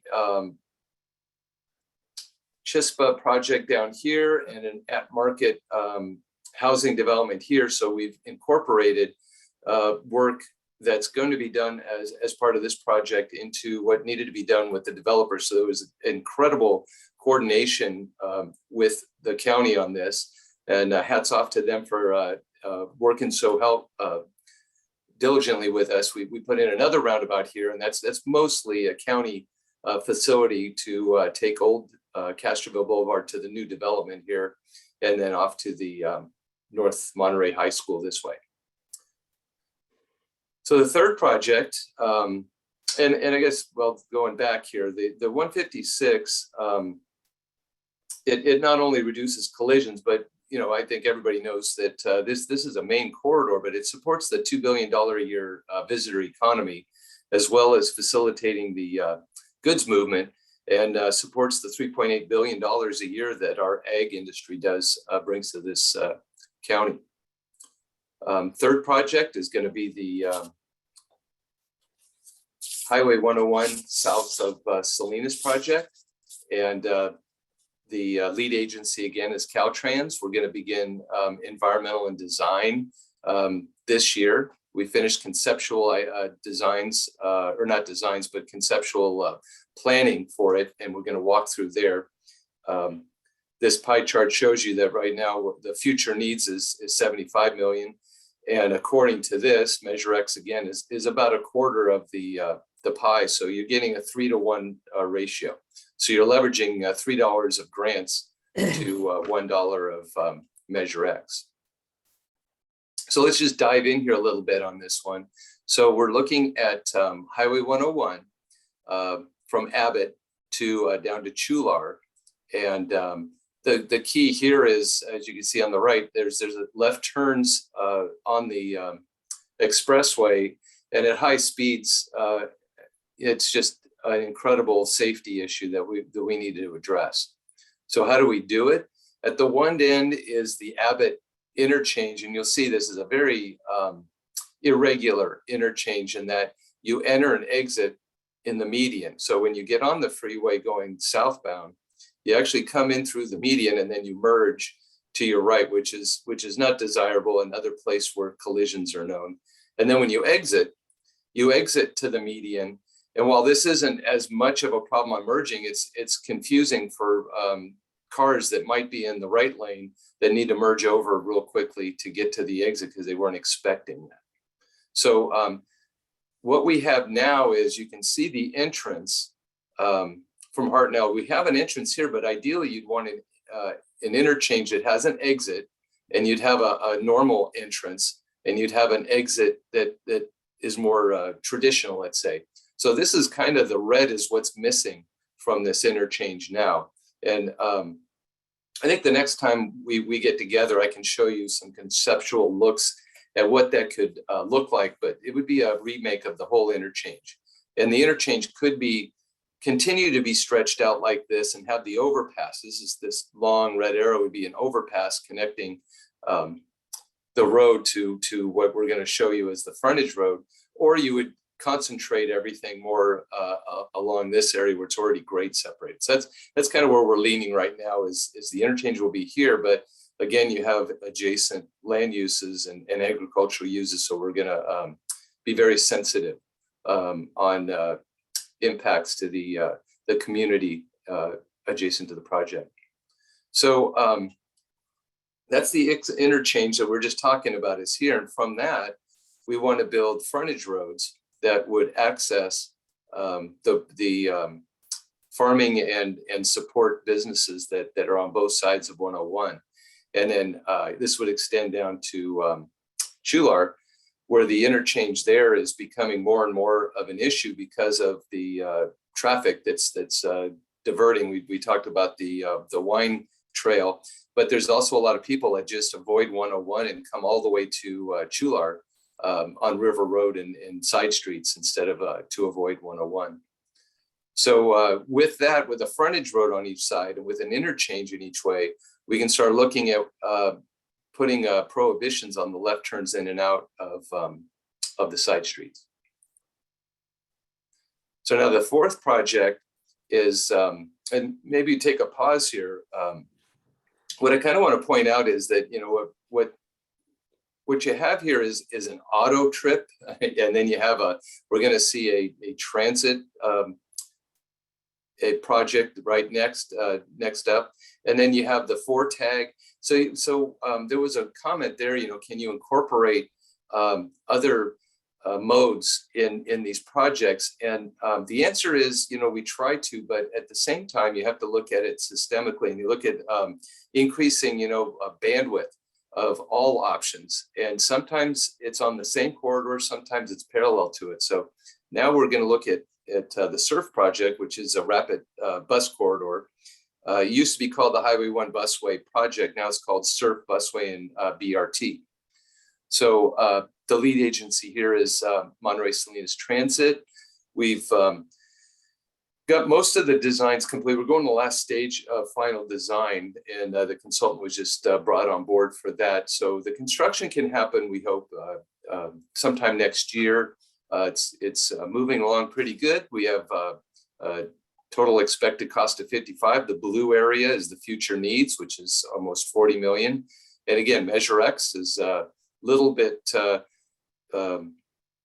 less than or more than a quarter. So your leveraging is a little bit less than 3 to 1, but you're still getting almost $3 to every dollar you put in with Measure X, if the future needs can be done with grants.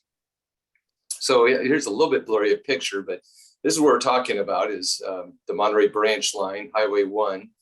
And the whole idea is that we're acknowledging now that you just can't build your way out of congestion on Highway 1. So widening Highway 1, I don't think is going to ever solve anything. It might help a little bit, but until people start using the cars more.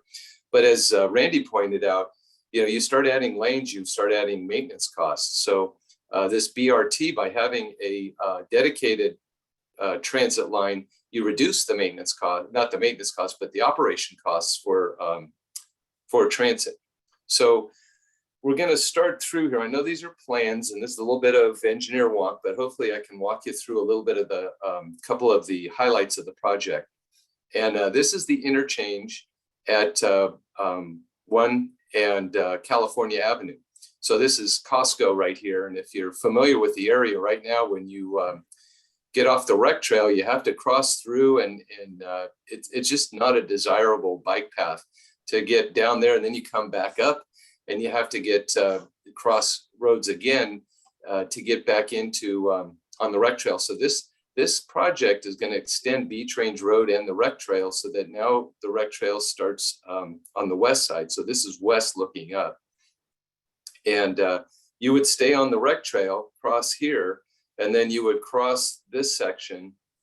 You kind of zigzag, so you're it's a safety issue, but that's a nice safety feature for an offset crosswalk. And then you would go back onto the rec trail down here, or Beach Range Road extends too. That's another key part of this project, is we're extending Beach Range Road on both ends. This is where the beginning of the bus only route is. So it's a dedicated bus lane. So this will be signed with red paint, and there'll be guardrails here to stop people from using the facility. But this is where it becomes a bus only road, basically. And it continues, and B Train Road continues all the way through. On the other end is, now we're over in Marina, and this is the, it's a really nice feature. So the bus route right here, you're going to see that it's still conventional in that the cars drive to the right, but you want to board and unboard buses on the passenger side. So this design is like a crisscross. So the traffic, the buses go in counter traffic wise here until they get over to Marina Drive, and this is Del Monte right here. So this is a very clever way to get a good experience for the pedestrians. They exit, and then they can go back onto the rec trail. So there's a lot going on in these projects. Let's see, the real thing that's important too is this is an interim approach where we use bus ridership to increase the use of transit while TMC works towards bringing back rail service to the Monterey Peninsula. So this isn't a rail or transit, it's a rail and transit. So this is an interim thing while we continue to work for that. I believe, I know you've had a lot on your plate, so I'm gonna just keep it at that and go to questions, because there is a lot to talk about, but you've had a lot brought to you today already. So these are the 4 projects that we've talked about, and open for questions. All right, raise your hands if you have questions.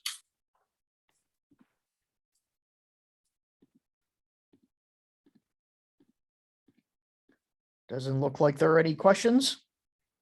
I see one from Howard. Okay, here we got a few coming up. Okay, so we've got Howard, Victoria, and Tom is raising his hand. So those are the 3 we have. Begin, Howard.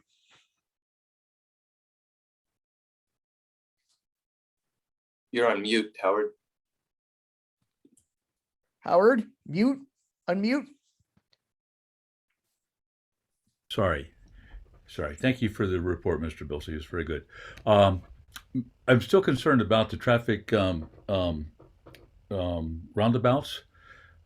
With what I was hoping to hear with the last report is that instead of 1 under construction and 1 on the drawing board, I'd hear that there were 10 in the works. And with your report, I was hoping I'd hear that there were 20 in the works. But we've got a lot of catching up to do on roundabouts, and I don't see a lot of progress in that direction. So I wanted to ask you to respond to that. And the other thing is how are we going to get people into that surf bus? Okay, the first question about roundabouts, I can tell you that this is a groundbreaker on Highway 68. I can tell you that it is getting noted throughout the state. One, the challenges that we've had to go through with Caltrans getting roundabouts, because their preferred alternative to some people at Caltrans is a signal. They're comfortable with them. They feel like that's what they've done forever. It's their go-to option. And we're slowly but surely changing that opinion. So it doesn't seem like progress, but when you go through a whole corridor like 68 and get a conversion from all signals to all roundabouts, it's a huge success. So it may seem trivial, but 8 roundabouts on that corridor is going to echo throughout the state. I mean, there's a lot of people looking at it, and they're going to use this as a benchmark to say, you know, Monterey did it, you can do it too.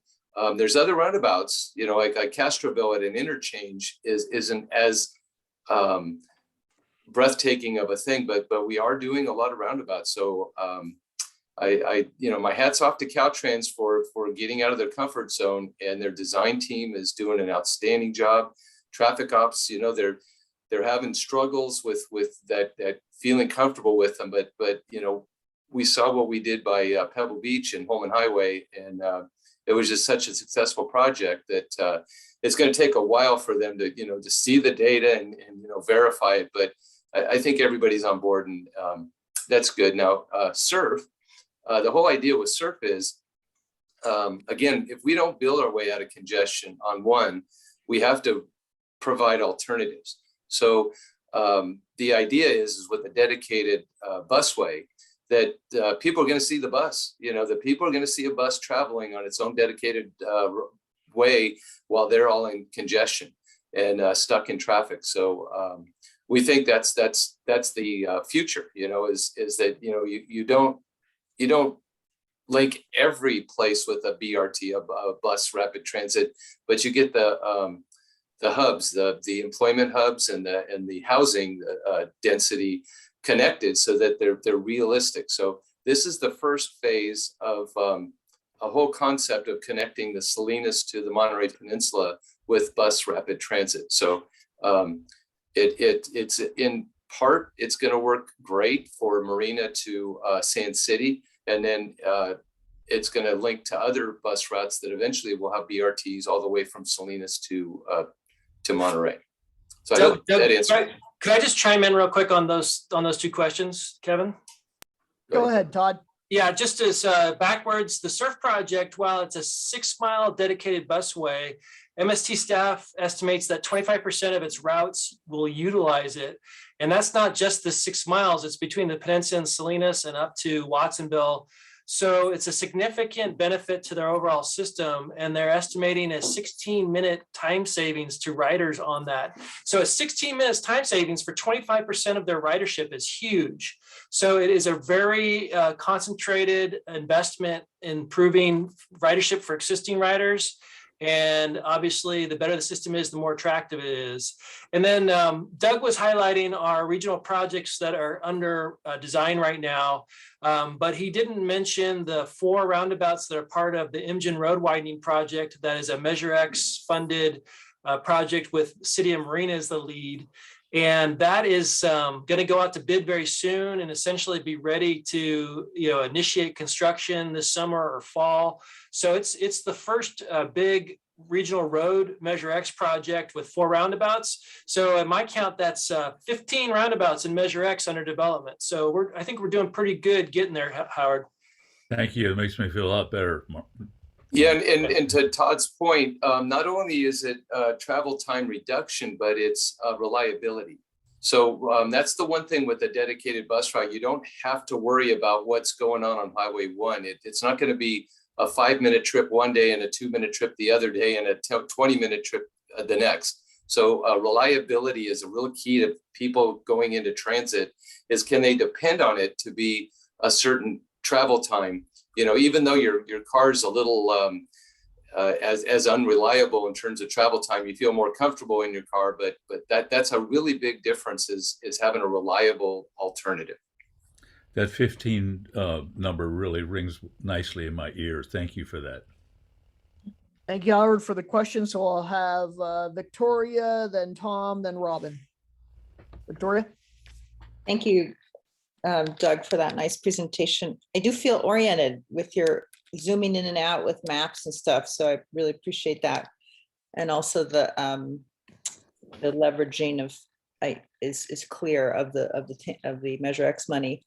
I wanted to ask specifically about 68, and this just is my theme from the last presentation about whether it's multimodal. I may have already heard the answer to this in some prior meeting, but that's a very, as you know, well-used bike route. And, it's one of the few ways on flat land to get places. So just hoping that that's either in the works or there's some kind of planning that it could be in the works in the future, class 1, something on the sides.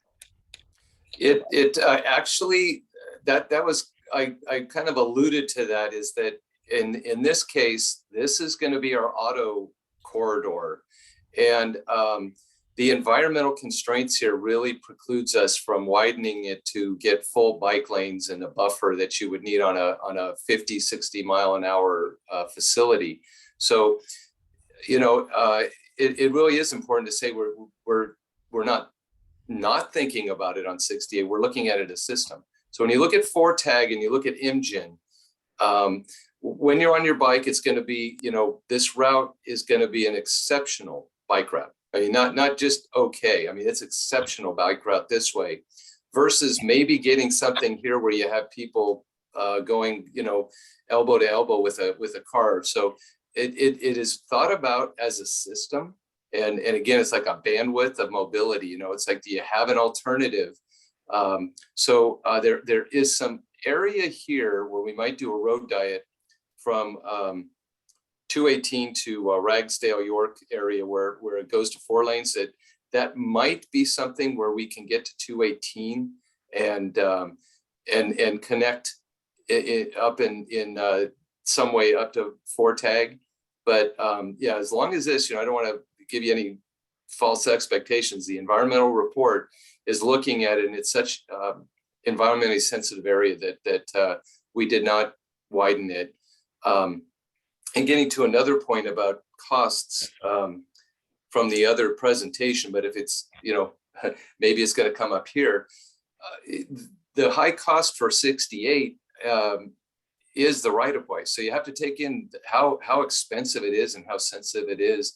That's one of the main things is why one project can be so much more than another is, whether you're building in Pebble Beach or you're building in, another part of town, it really depends on the cost and how much you have to mitigate. So we'll have to do a lot of costs to mitigate the little bit of right of way and impact we're going to have with roundabouts. That's one of the main causes for the costs that we're looking at.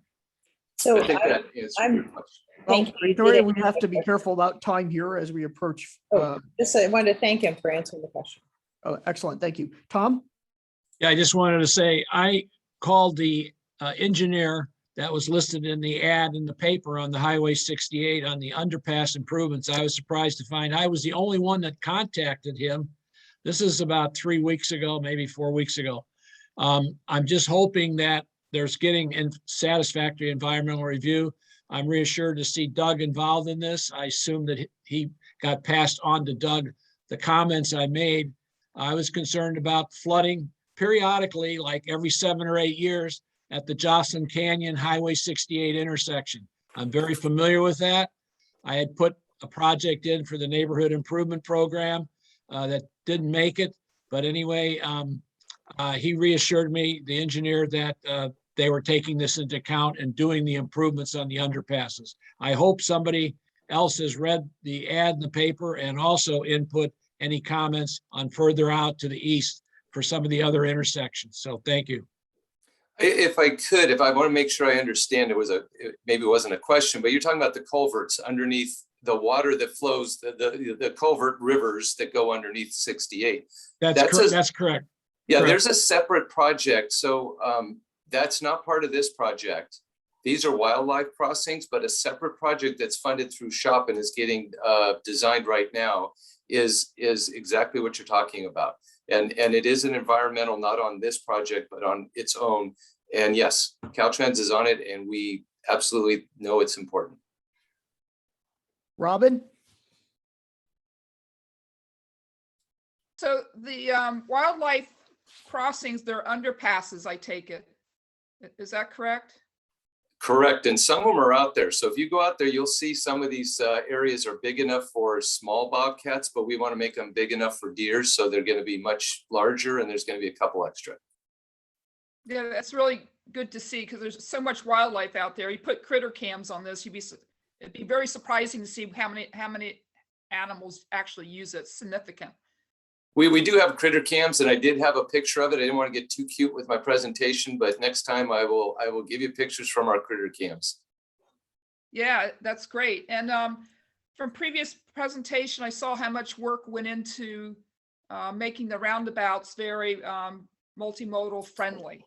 There was we had a presentation earlier, and there was a lot of thought going into how to incorporate bicycle and pedestrians into the roundabout egresses, and it was very well thought out, and I appreciated that presentation.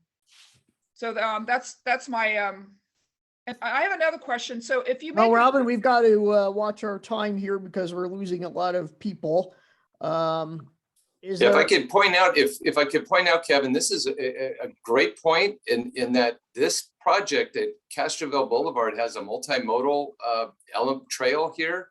And if you follow it, and I could do it just on with my cursor here, it's a fantastic project to connect to the high school. So, so this was very multimodal. Doug, let's move on. And if Robin has follow-up questions, you can contact her directly. That's my question is, when you put multimodal in the project, doesn't it make more grant funding available for the project? That's exactly. Yes. So I don't see why multimodal would be precluded from a project because of costs when it makes more financing available when you make it multimodal. So I get a little confused when I hear this well, it costs more money. Well, of course it does, but also means there's more grants available. So I'm a little perplexed about the responses that we've had today on multimodal incorporations when you're doing a big road retrograde and bridges in particular. I just get a little, but isn't there more money available? So that's my beef today. All right. Thank you very much. I appreciate your time and your presentation.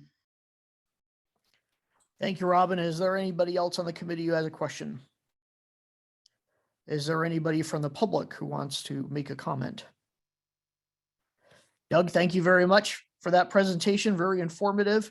And of course, I think everybody on the committee, if you have questions, you can always call the staff afterwards, correct, Todd? And they're eager to help. Moving on to the how to conduct future Measure X Citizen Oversight Committee meetings. We could discuss this. I'm concerned it'd get bogged down in a half hour of discussing masks and vax. We could table this and just say, you know what, TMC staff, just do whatever the board is doing. But why don't I open it up in case somebody has some really strong opinions one way or the other? Kevin, can I just preface this by saying that this Go is ahead. going to be a discussion that our executive committee is going to be picking up and then making some recommendations to our board of directors. And their recommendations is what the committees will follow. So there will be some direction coming to this committee, but this was initially put on the agenda just to get a fill. But for how late we've gone into this meeting, I don't know how much we want to carry it forth from here. I guess if someone has a particularly insightful observation they'd like to make, go ahead and do it. Otherwise, Teresa, I think that would be the appropriate way to go for this committee. It does look like Tom Rowley has one I'm of sick those. I'm sick of Zoom meetings. Okay. Thank you. Is there any public comment about this item? Oh, looks like Janet would like to say something. My question is, do we even have the option to have Zoom meetings anymore if there's no emergency? I assume the board will be addressing that issue, but Zoom was in place while there was an emergency, and the emergency no longer exists. So I'm just not sure we have any option other than to meet in person. I'll just chime in. There are a few options. They're not just literally to continue as we are doing now. We will have to follow the Brown Act, of course, as the governor's executive order expires at the end of March. And so we're really going to be going through what few options there are with the board, and then we'll carry that forward with the commission, with the committees. As we implement after the governor's executive order expires in March. All right, we'll leave it at that. This is the opportunity now for committee members to make any relevant announcements for Measure X business. Is there anything anybody has to say? Seeing none, we will adjourn the meeting at 4:06. Thank you, everyone, for participating. Thanks, everyone. Thank you. Thank you. That was great.